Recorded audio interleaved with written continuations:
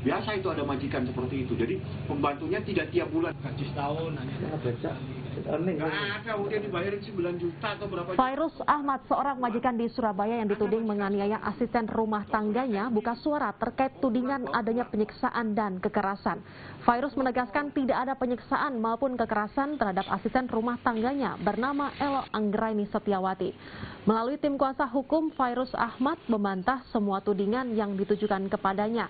Kuasa hukum Fairuz Ahmad, Fahmi Bahmid, menjelaskan berdasarkan keterangan dari asisten rumah tangga lainnya yang sudah bekerja selama lebih dari 20 tahun, Elok Anggraini Setiawati atau Anggra yang mengaku menjadi korban penganiayaan majikan, diakui memiliki gangguan jiwa dan kurang bertanggung jawab pada tugasnya sebagai asisten rumah tangga.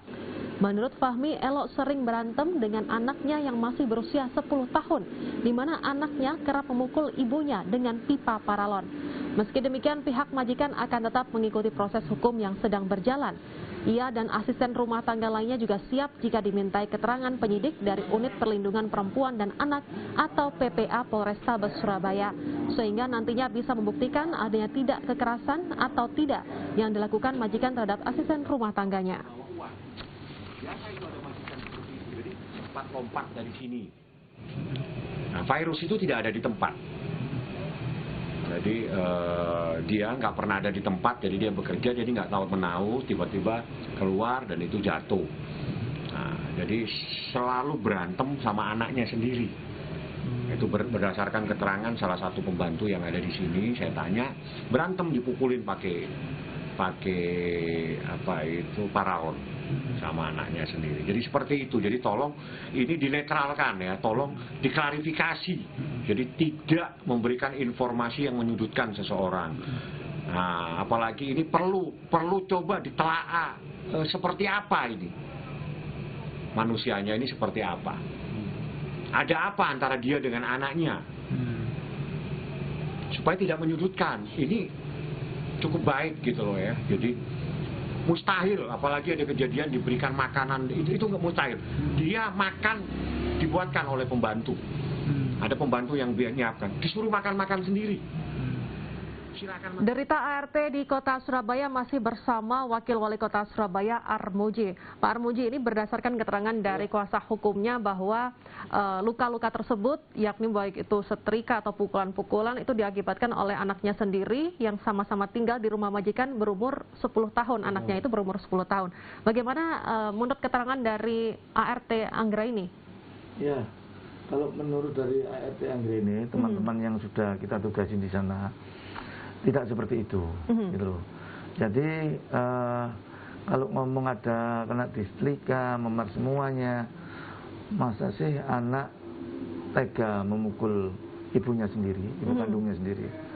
Ya tentunya semua itu kan perlu ada suatu pengusutan, karena ini yang dikatakan Bu Anggraini sama yang dikatakan sama pengacaranya dari Bu Fairuz, ini kan beda.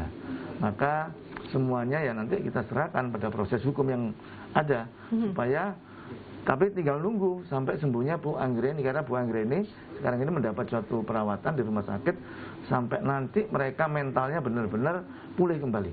Oke, mentalnya sangat depresi berarti ya? Ketakutan dengan adanya perlakuan tersebut. Berarti selama 13 bulan full itu sudah dianiaya begitu Pak ya? Kita nggak tahu penganiayanya itu bulan apa atau sudah berjalan sekian lama, kita nggak tahu. Tetapi yang kita ketahui adalah cerita dari Bu Camat, cerita dari pendamping-pendampingnya yang pada saat nangani di Liposos, itu banyak memar. Sesuai dengan visum yang telah dikeluarkan oleh rumah sakit. Dan memarnya parah begitu? Memarnya parah. Oke. Kasus hukum atau proses hukum seperti apa yang saat ini sedang berjalan berarti ini Pak? Kasus hukumnya ini kan masih dalam kewenangan Polrestabes. Polrestabes pun mungkin juga masih nunggu sampai Bu Anggraini ini sembuh total. Karena kemarin itu mereka juga masih tergeletak dan berbaring di Rumah Sakit Bayangkara. Kayaknya belum juga sembuh dan belum kuat untuk berjalan. Oke. Pendampingan atau perlindungan apa yang saat ini tengah dilakukan oleh Pemkot Kota Surabaya nih Pak Armuji? Sementara sih kita pada saat di Liposos pun kita memberikan suatu perawatan, memberikan suatu makanan yang kiranya bisa untuk mengembalikan kondisi mereka, dan nanti mungkin kalau butuh pendampingan secara psikologis, menguatkan mental, dan bisa anak ini juga perlu satu pendampingan, mempertemukan dengan ibunya, itu kan harus ada suatu pendampingan. Nah itulah nanti yang kita akan berikan pelayanan. Berarti ini ada hubungan kurang baik begitu antara anak dan juga Ibu Elo Anggraini dengan anaknya sendiri nih Pak, berarti ya? Anaknya posisinya itu sekarang di Sidoarjo, ibunya sedang sakit. Kita kan juga belum bisa meng-cross-check-kan, mempertemukan. Nah kalau sudah bisa mempertemukan, dan nanti mungkin dari pihak aparat kepolisian yang bisa mempertemukan dan bisa akan mengorek seperti apa kejadian sesungguhnya itu bagaimana. Tapi kalau dari psikis dari anaknya sendiri seperti apa? Kalau psikis anaknya sendiri sih biasa, nggak seperti anak-anak biasa. Dia lancar, enjoy di sana, merasa lebih aman, banyak temannya, dan banyak anak kecil-kecil juga. Karena tempat itu adalah tempat anak-anak mengalami satu permasalahan. Selain mengalami memar atau juga penganiayaan, tapi Ibu ART Elo Anggraini ini juga gajinya tidak sesuai dengan kesepakatan dari pihak majikan kepada ART, dan ini juga sering terjadi dialami oleh ART terutama di Kota Surabaya. Ini perlindungan seperti apa Pak yang diberikan Pemkot Kota Surabaya ini Pak? Kalau tentunya memang ada standar gaji, karena mereka ini yang kemarin kita korek dari anaknya, mereka kan melalui calo. Jadi mungkin yang punya rumah ini memesan ART melalui perantara. Melalui perantara. Soal gaji kemarin kita juga belum mengorek berapa gajinya, karena kan tidak langsung pada yang bersangkutan, khawatir keliru.